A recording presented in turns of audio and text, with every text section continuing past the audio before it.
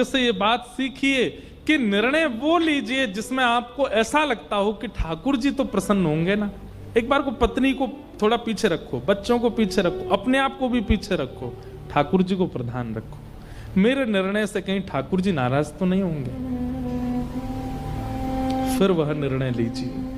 आप इस विचारधारा से निर्णय लेंगे, ये पांचों बातें धर्मम न्यायम सकरुणम निर्विलीकम समम महत, ये अपने आप पूरी हो जाएंगी।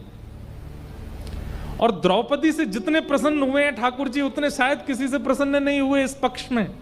भगवान ने अपना नाम ही दे दिया, बोले इसका नाम है कृष्णा। महाभारत युद्ध जब सुनिश्चित हुआ तो भगवान ने तो कह दिया था कि मैं शस्त्र अस्त्र नहीं उठाऊंगा, और जब भगवान ने यह कहा कि मैं अस्त्र शस्त्र नहीं उठाऊंगा तो दुर्योधन बोला एक काम करिए, फिर आप कौरव पक्ष में, महाराज जी वैसे हम तो बहुत बलवान हैं, आप एक काम करो, आप पांडवों के पक्ष में चले जाओ। बड़ा चतुर है दुर्योधन। ठाकुर जी उसे बोला, जैसे भगवान ने निर्णय लिया ना कि मैं शस्त्र नहीं उठाऊंगा, तो सब जब चले गए तो मुझे इनकी बड़ी चिंता रहती है। क्यों? हमारे पास तो सेना का बल भी बहुत है, अस्त्र शस्त्रों का बल भी बहुत है, योद्धाओं का बल भी बहुत है, लेकिन इनके पास ना तो अस्त्र शस्त्र है, ना सेना है, कुछ भी नहीं है। इसलिए मेरी तो ऐसी मान्यता है कि आप इनके पक्ष में ही रहो, कम से कम आप इनके संग रहेंगे तो मुझे ये सांत्वना रहेगी, चलो कोई तो एक बड़ा है इनके पास। भगवान बोले सब समझ रहा हूं मैं तेरी बात। दुर्योधन भगवान की सेना लेकर के आ गया। भीष्म पितामह बैठे थे। भीष्म पितामह ने जैसे दुर्योधन को देखा तो दुर्योधन से बोले, ए दुर्योधन, तुम द्वारिका गए थे भगवान को लाने के लिए, क्यों नहीं लाए? बोले अरे क्या लाता? वो बोले कि मैं अस्त्र शस्त्र नहीं उठाऊंगा, और जो अस्त्र शस्त्र ही नहीं उठाएगा उसको लाने से क्या फायदा, मैं तो उनकी सेना लेके आ गया। मैंने कि और हंस के बोला, मैंने तो उनको जाके बोल दिया कि तुम पांडवों की तरफ ही चले जाओ, उनका क्या काम था यहाँ पे। भीष्म पितामह बोले, अरे मूर्ख, कितना गलत काम करके आया, तुझे क्या पता, वो कृष्ण हैं, कंस को मारने के लिए भी शस्त्र की आवश्यकता नहीं पड़ी थी उनको। मैं अपनी भाषा में कहूं तो क्वांटिटी और क्वालिटी, व्यापारी जितने बैठे हैं ध्यान से सुनना, क्वांटिटी और क्वालिटी। हमारा रुझान ज्यादातर किस तरफ होता है? क्वांटिटी की तरफ, संख्या अधिक होनी चाहिए सामग्री की, क्वालिटी पर ध्यान नहीं देते। भीष्म पितामह बोले तू क्वांटिटी तो ले आया, क्वालिटी तो वहीं दिया आया, छोड़े आया श्री कृष्ण को। लेकिन भीष्म पितामह ने भी उस दिन प्रतिज्ञा ली, वासुदेव कर चक्र न धरहि तो तुमको मुख न दिखाऊं, लाजत है मेरी गंगा जननी में शंतनु सुत न कहाऊं। यदि महाभारत युद्ध के बीच में वासुदेव श्री कृष्ण ने शस्त्र नहीं उठाया तो मैं गंगा का बेटा नहीं, मैं शांतनु का पुत्र नहीं। प्रतिज्ञा लेता हूं कि ऐसा युद्ध करूंगा कि कृष्ण को शस्त्र उठाना पड़ेगा। जब ये युद्ध में निर्णय ले लिया भीष्म पितामह ने, और युद्ध 10 दिन का हो गया, बहुत ध्यान से सुनना, बड़ी मधुर कथा। और 10 दिन के युद्ध में जब आंकड़े देखे गए तो पांडवों की सेना का तो कुछ ही सैन्य बल खत्म हुआ, लेकिन कौरवों की सेना तो आधी हो गई 10 दिन में। और तब दुर्योधन अपनी भौहें चढ़ा करके भीष्म पितामह के पास जाता है और कहता है, आप जैसे बड़े बुजुर्ग हमारे ऊपर बैठे हैं फिर भी हम हार रहे हैं, कहीं ऐसा तो नहीं खाते हमारा अन्न है, भला चाहते हैं पांडवों का। भीष्म पितामह का ताम्रवर्ण हो गया, बोले कैसे बोल रहा है तू? अरे तेरा अन्न खाने के लिए आया हूं क्या, यहां पर पांडव नहीं खिलाएंगे मुझे? दुर्योधन बोला तो फिर क्यों हार रहे हैं हम लोग, क्यों हमारी सेना खत्म हो रही है? क्या हमारे पास शस्त्र नहीं है, अस्त्र नहीं है, आप जैसे योद्धा नहीं है, फिर भी हार रहे हैं हम? भीष्म पितामह ने कहा, तुझे मृत्यु का बहुत भय है, जीतने की बहुत भूख लगी है तुझे। एक काम कर, तू भी पीछे रहना, सब लोग पीछे रहना, कल महाभारत युद्ध में सबसे आगे मेरा रथ खड़ा होगा और पूरी सेना का नेतृत्व कल मैं करूंगा। देखता हूं कैसे जीतते हैं ये पांडव। और सुन, एक बात और सुन। बोले क्या?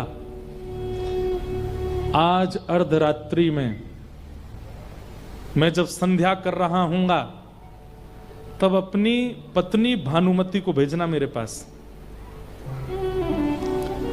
और उससे कहना चुपचाप आए, किसी को लेके ना आए, अकेली अर्धरात्रि में आए और जैसी मैं संध्या करके निवृत्त होऊं, मेरे नेत्र खुलने से पहले वो सामने हो और मैं उठते ही अपनी संपूर्ण जीवन की संध्या का बल उसको अखंड सौभाग्यवती का आशीर्वाद दे दूंगा। नहीं मरेगा तू, बाण भी लगेंगे तो भी नहीं मरेगा, सुदर्शन चक्र भी अगर तेरा सर धर से अलग करना होगा, भीष्म पितामह के आशीष में इतना बल है, नहीं मरेगा तू। तेरी पत्नी को अखंड सौभाग्यवती का आशीर्वाद दे दूंगा मैं, जा। दुर्योधन बोला आप तो बुरा मान गए, मैं तो बस कह रहा था कि आप ठंडे मत पड़ो, थोड़े गर्म रहो। चर्चा जो चल रही थी दुर्योधन और भीष्म पितामह के बीच में, पर कान खड़े हो गए भगवान कृष्ण के। बोले अच्छा, आज रात में भानुमति को आशीर्वाद मिलने वाला है। ठाकुर जी भी जानते हैं कि भीष्म पितामह के आशीष के आगे मैं पांडवों के संग खड़े होकर भी नहीं जिता पाऊंगा इनको। अगर पितामह भीष्म ने आज भानुमति को अखंड सौभाग्यवती का आशीर्वाद दिया तो। अर्धरात्रि का समय, ठाकुर जी ने अपने बड़े बड़े काजल लगाए आंखों में, कानों में बड़े बड़े कुंडल पहन लिए, सिर पर स्वाफा बांधा, ऊंची ऊंची धोती पहनी और पुरानी सी उधरी हुई सी बगलबंदी पहनी और हाल में लालटेन लेकर के एक स्वाफा सा डाल के बिल्कुल ग्वारियां जैसा भेष बना लिया ठाकुर जी ने। और अर्धरात्रि में गए द्रौपदी के पास। सो रही थी द्रौपदी, उसके सोते हुए के पैर के अंगूठे को खींचा भगवान ने, उठ के खड़ी हो गई। कौन है? ए मैं हूं, चिल्ला मत इधर आ। द्रौपदी से प्रेम देखो ठाकुर जी का। भैया आप इतनी रात को क्यों आए? बोले क्योंकि तू सोती रहेगी तो तेरा भाग्य भी सोता रहेगा, जल्दी चल मेरे साथ। और सोती हुई द्रौपदी को ही उठा लिया, उसने वस्त्र आदि अपने ठीक किए, ठाकुर जी लेकर के उसको, दोनों बहन भैया रात में दौड़ रहे हैं भीष्म पितामह के शिविर की ओर, तेजी से ठाकुर जी चला रहे हैं। द्रौपदी दौड़ नहीं पा रही थी, उसने पैरों में एक जूती सी पहनी हुई थी। ठाकुर जी बोले क्या धीमे धीमे क्यों चल रही है? बोले अरे कन्हैया चलो ना जा रहा, देख मेरे पामन में मैंने जूती पहनी। ठाकुर जी बोले रुक, पाम उठा, और उसकी दोनों जूतियां ठाकुर जी ने अपने हाथ से उतारी और अपने ऐसे बाम में दबा लिए। बोले अब ठीक है, चल हाथ पकड़, जल्दी दौड़। और लेकर के उसको दौड़ रहे, द्रौपदी की जूतियां दबा करके दौड़ रहे और समझाते जा रहे हैं। सुन, सब लोग ध्यान से सुनना। पितामह भीष्म के पास जा रहे हैं हम, घूंघट कर लियो, मुख मत दिखाइयो अपनो, और चुपचाप भीतर जाइयो। भीतर जाके पितामह भीष्म के चरणन में प्रणाम करके आशीर्वाद लेके चुप बाहर आ जाइयो।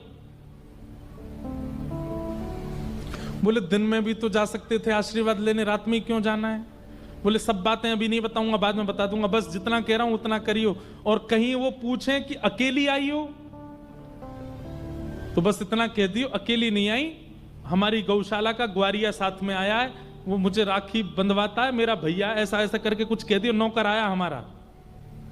और तुरंत बस इस बात का ध्यान रखियो, आशीर्वाद लेती भगियो वहां से। द्रौपदी बोली ठीक है। ठाकुर जी तो बाहर ही रुक गए, द्रौपदी को भेजा जाओ भीतर। भानुमति आवे उससे पहले द्रौपदी पहुंच गई और घूंघट करके भीष्म पितामह के सामने जाकर के बैठ गई। भीष्म पितामह संध्या वंदन कर रहे थे और संध्या पूर्ण करके एक संत कह रहे थे कि भानुमति भी आ गई थी। भानुमति घुसने वाली थी, ठाकुर जी दौड़े दौड़े वहां के पास गए। बोले अरे आप यहां क्या कर रही हो? बोले मैं ठाकुर जी ने रूप बदल रखा था, पहचान में आ नहीं रहे थे। बोले मैं तो आपको ही ढूंढ रहा हूं इतनी देर से। बोले क्या हुआ? बोले दुर्योधन को हृदय में पीड़ा हो रही है, बहुत जोर से आपका नाम बोल रहा है, जल्दी जाओ उसके पास। भानुमति बोली अब जिसके सौभाग्य का आशीर्वाद लेने आए उसी को ही अटैक पड़ रहा है तो चलो। दौड़ करके भानुमति गई दुर्योधन के पास, और वहां दुर्योधन चुपचाप बैठा था, शांत। भानुमति जैसे ही पहुंची, पतिदेव स्वामी क्या हुआ? बोले क्या हुआ? तो लिया ही आशीर्वाद, भीष्म पितामह मिल लिए? वो नहीं, मुझे तो एक ग्वारिया मिला, वो बोला कि तुम्हारे हृदय में दर्द हो रहा है, मैं तो दौड़ी। अरे तूने क्या किया? जल्दी जा दौड़ के। इतने में तो खेल कर दिया ठाकुर जी ने। अंदर द्रौपदी गई हुई थी, भीष्म पितामह के नेत्र खुले, अपनी माला को नेत्रों से लगा करके और तुरंत अपने हाथ में जल लिया। आ गई भानुमति? द्रौपदी बोली बोलना कुछ नहीं है, सिर हिलाई। भीष्म पितामह गए और अपने हाथ में जल लेकर के अपने संपूर्ण जीवन में मैंने अखंड ब्रह्मचर्य का पालन किया, मैंने ये नित्य कर्म किए, मैंने ये पूजा की, मैंने गायत्री की उपासना की। हे विधाता, संपूर्ण बल अखंड सौभाग्यवती का मैं आशीर्वाद देता हूं। और जल छोड़ करके और दोनों हाथों से अखंड सौभाग्यवती भव, द्रौपदी को आशीष दे दिया। तेरा सुहाग अखंड हो जाए, कोई नहीं मार सकता उसको। जैसे ही द्रौपदी ने सोचा अखंड सौभाग्यवती भव, और आज युद्ध में यही बाण लेके भाग रहे थे अर्जुन के पीछे, तो द्रौपदी ने सोचा ये आशीर्वाद देके कल कहीं मुकर ना जाएं, इनको जिम्मेवारी इनकी याद दिला दूं। तुरंत द्रौपदी ने अपना घूंघट ऊपर किया और बोली, याद रहे पांचों में से एक का भी बाल बांका नहीं होना चाहिए। और पितामह, अब संपूर्ण महाभारत युद्ध में आपकी जिम्मेवारी है, युद्ध के अंतिम दिन मेरे सुहागों को आप लेके आओगे मेरे पास, आपने आशीष दिया। भीष्म पितामह घबरा गए, द्रौपदी मैंने तो भानुमति को बुलाया था, तू कहां से आ गई यहां पे? द्रौपदी ने तुरंत घूंघट किया, दौड़ने लगी। रुक जा, वहीं पर खड़ी हो। भगवान ने मना किया तब बोलना नहीं, लेकिन मानी नहीं। अब तो रुक गई द्रौपदी। भीष्म पितामह गए, इतनी रात को तू क्यों आई यहां पर? तुझे कैसे पता कि मैं आशीष देने वाला हूं? द्रौपदी थोड़ी सी सहम गई और बोली, मैं आपकी पुत्रवधू नहीं हूं, मुझे आपके आशीर्वाद का अधिकार नहीं? भीष्म पिता बोले, नहीं नहीं, मैं ऐसा नहीं कह रहा हूं, तू भी आशीर्वाद की अधिकारिणी है, लेकिन अब क्या करें, अब देना भानुमति को था पर द्रौपदी को मिल गया। यहां तो पूरा पासा ही पलट गया, पूरा पक्ष पांडवों के पक्ष में चला गया। ये तो पूरा युद्ध पांडव जीत गए। अब भीष्म पितामह थोड़े भावुक हो गए, बोले अब मैं कुछ नहीं कर सकता, अब तो विजय पांडवों की निश्चित है। कोई बात नहीं बेटा, तू सौभाग्यवती रहे, तू सदा प्रसन्न रहे, तू सदा आनंद में रहे, और अब तेरे पांडव विजयी होंगे। द्रौपदी बोले, ठीक है मैं जाती हूं। थोड़ी देर में भीष्म पितामह का थोड़ा, बोले पांडवों की जीत होना, अर्धरात्रि में भानुमति का द्रौपदी में परिवर्तित हो जाना, ये कोई संयोग से कम तो नहीं है। ए द्रौपदी, रुक रुक रुक रुक, अकेली आई है तू? द्रौपदी बोली, हाँ अकेली आई हूं। नहीं अकेली तो नहीं हूं, पर साथ में कोई ऐसा नहीं है, वैसे तो है पर है नहीं। क्या बोल रही है, स्पष्ट बता, कौन आया साथ में? गोपाल भैया। कौन गोपाल भैया? बोले ग्वारिया है, हमारे यहां दूध काटता है, मुझसे राखी बंधवाई उसने। भीष्म पितामह बोले, जरा चलियो, मैं भी तो देखूं तेरा गोपाल भैया कैसा।